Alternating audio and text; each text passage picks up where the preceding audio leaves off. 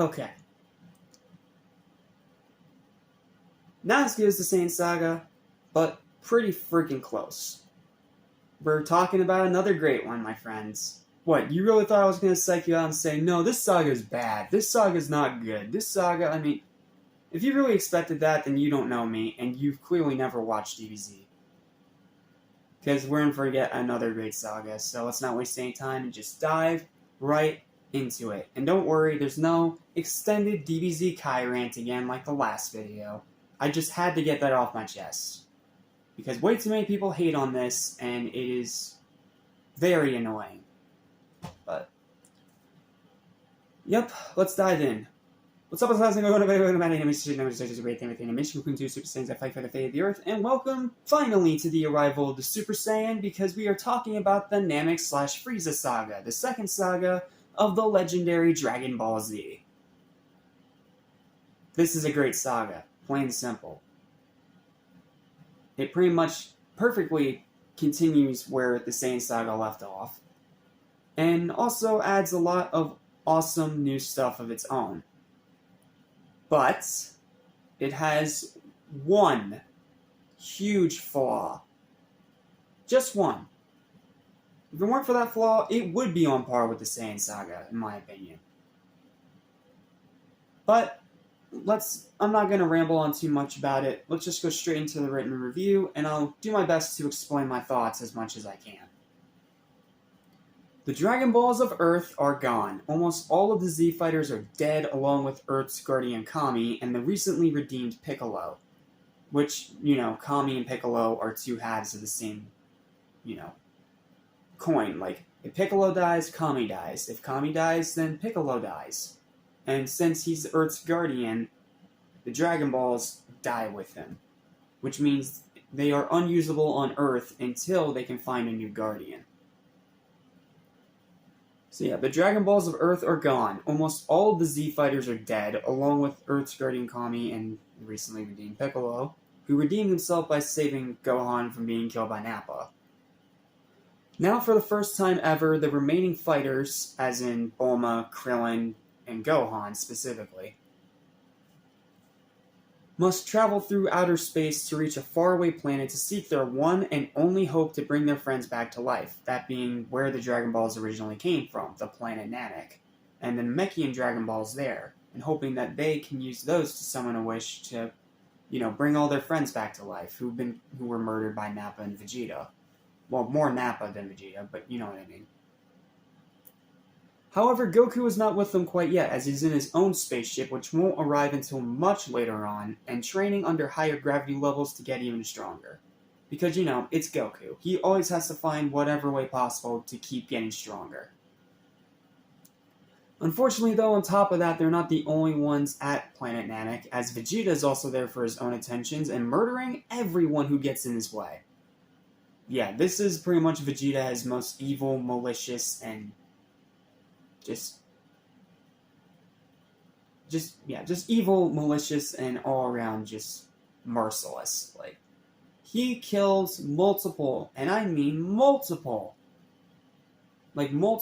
innocent Namekians just to get his Dragon Balls.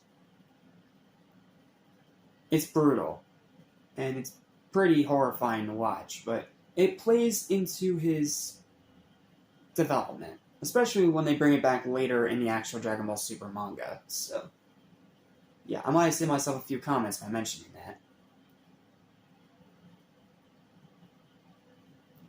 As well as another new foe, even scarier. The galactic tyrant known as Frieza, who's seeking for eternal life to save him from an ancient legend that frightens even the likes of him.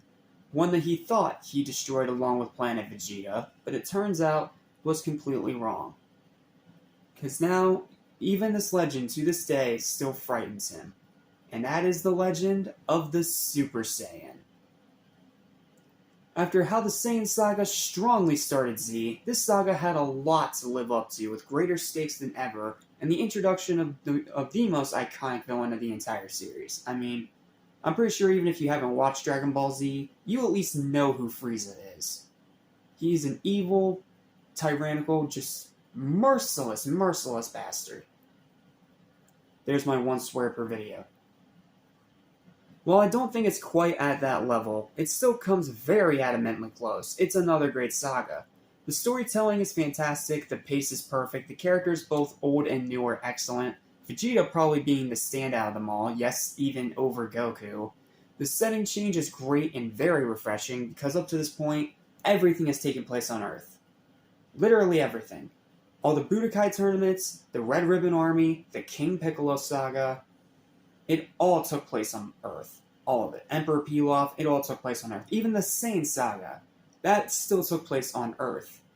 This is the first time in the entire series where the Z Fighters venture off of Earth, far out into the stars of outer space, and onto a completely different and new planet. Which means we have a whole different new setting for the entire saga. That is a huge plus. Like, huge plus. The kills are all kinds of brutal and extremely violent, like even more violent than they were in the Saiyan saga, believe it or not. Like, the kills in Z are vicious and gory, like, almost horror movie level gore. It's pretty freaking crazy. The voice acting is phenomenal, especially in the Kai redub, which adds so much unrelenting emotion into the performances, especially Goku when he goes Super Saiyan.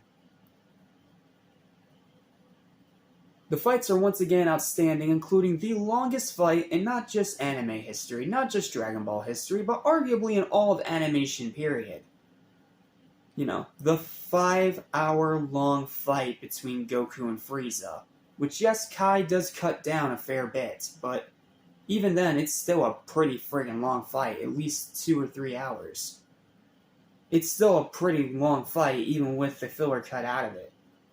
Not to mention, it's all fully animated. There's none of the, stop frame crap anymore.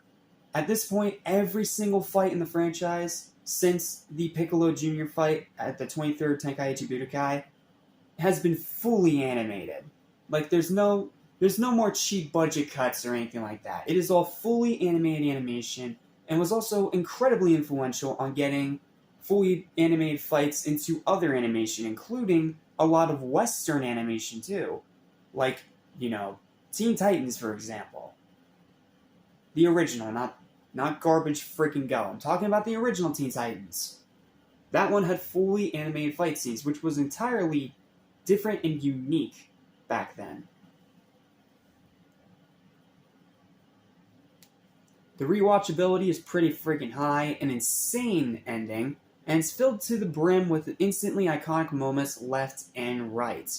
Vegeta's breakaway from Frieza's control by murdering Zarbon, Dodoria, Kui, and pretty much anyone else that gets in his way.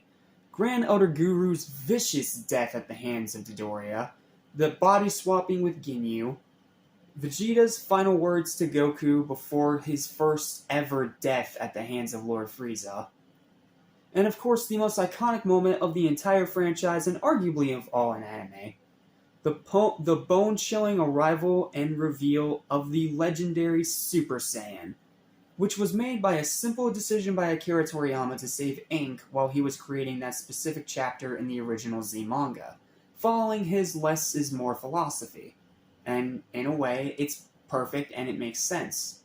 Having the hair be blonde was to save ink.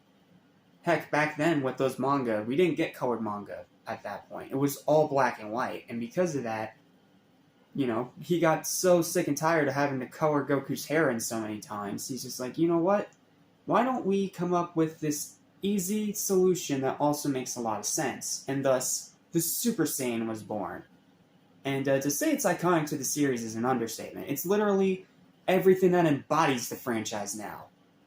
It's how Z and every other saga to follow afterwards stands out from the rest of the franchise because it's all about Super Saiyans now. Like, how high can the Super Saiyan level go? How strong are they? How strong can they be? What does it take to achieve Super Saiyan? Like, it was an amazing reveal, and it was an amazing decision that resulted in the greatest transformation in arguably all of anime, and undeniably in the entire franchise. Like, whether you're watching the original version, whether you're watching the Ocean dub, or whether you're watching the redub of DBZ Kai, that transformation is still as bone-chilling as ever. I'm going to talk about it a little for minor, so minor spoilers ahead. I'm going to talk about this a little bit, because I absolutely have to when I talk about this saga. So up to this fight, it seemed like the Goku fight with Frieza was over after Goku threw a spirit bomb into Frieza's face. So everyone's having camaraderie, everyone's doing a good job, and then, out of nowhere, Piccolo ends up getting a death beam through his back and out his front. You know, like about here, I think, right next to his heart. And then that reveals that Frieza's still alive, and then in retaliation for what Goku did to him, Frieza kills Krillin right in front of him by exploding him from the inside out. Now, Gohan is in shock, and yes, I do agree with some of the fan consensus that he should have also turned to a Super Saiyan at this point. But, you know what? It's fine. I can look past it. And then Vegeta... No, sorry, not Vegeta. And then Frieza threatens to kill Gohan. And then this starts pushing Goku over the edge. You see his eyes go white. You see so much unbridled rage in him. And you start seeing these lightning flashes coming down from the sky. And then they get closer and closer. And then in one final guttural scream, Goku achieves the legend that every other Saiyan thought was nothing more than a myth. What was said to just be a fairy tale for children was now proven to be something real. The Super Saiyan. Imbued in a glowing yellow aura with golden hair and piercing green or blue eyes, depending on which version of Dragon Ball you're watching. Like, it's green here, but it's blue in Super and Battle of Gods and yada yada yada. Like, I don't know why it changes color, it's weird. I'm just gonna say it's turquoise. So, turquoise eyes, and not to mention just the pure anger and rage of this Super Saiyan. Like, it is insane how powerful and how merciless a Super Saiyan is, to the point where it literally flips the entire user's personality around. Where, like, Goku, he fought only when he had to. He was still a kind-hearted guy. He still tried to offer some mercy to his opponents. But when he goes Super Saiyan against Frieza, and you hear the pure anger and rage in his voice, not to mention how much he beats the ever-living freaking crap out of him, like, it's not the same Goku. This Goku is done with mercy. This Goku is done holding back.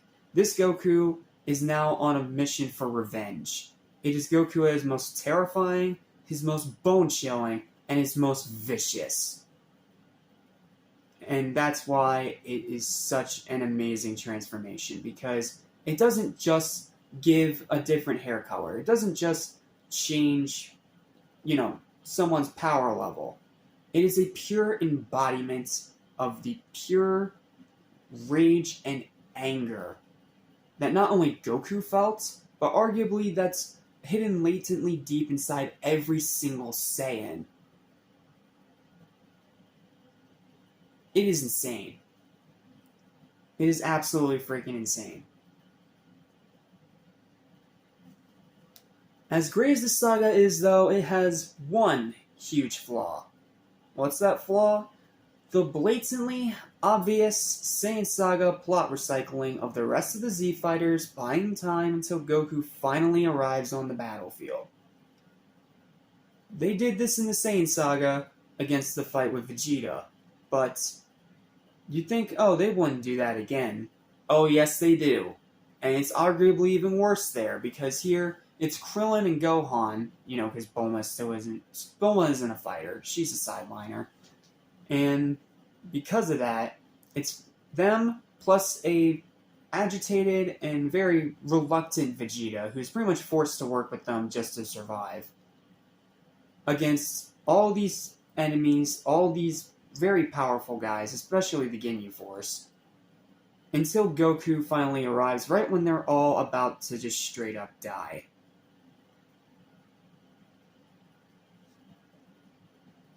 So, yeah. It's pretty blatant plot recycling, and it's the one and only part of this saga that I will say is flat out lazy. They could have come up with a much better way to execute the same kind of results. But whatever. I guess sometimes you gotta have a time constraint or a cut corner here and there. It by no means is heinous or completely ruins the entire saga, but it is a fair bit infuriating and more than a tad bit lazy. Aside of that one flaw though, this is a great follow-up to the first saga, and once again accelerates the franchise to even higher popularity than anything it could have ever dreamed of back when it first began way long ago. Final verdict is an easy high 9 out of 10. Iconic, emotional, brutal, bloody, and a must-see. Whether you're a fan, whether you're a newcomer, or you're just an animation person in general, you need to watch this saga. It is arguably one of the greatest arcs in all of animation. It just unfortunately is held back by a little bit of laziness. Well, that's it. Thank you guys so much for watching. Please don't forget to like, share, and subscribe to Animation Station for much more videos like this in the future, as well as a few more that still have yet to arrive here today. So, that's my thoughts on the Namek / Frieza saga. Thank you guys so much for watching, and I will see you guys next time for a final review of the day, Saw 6.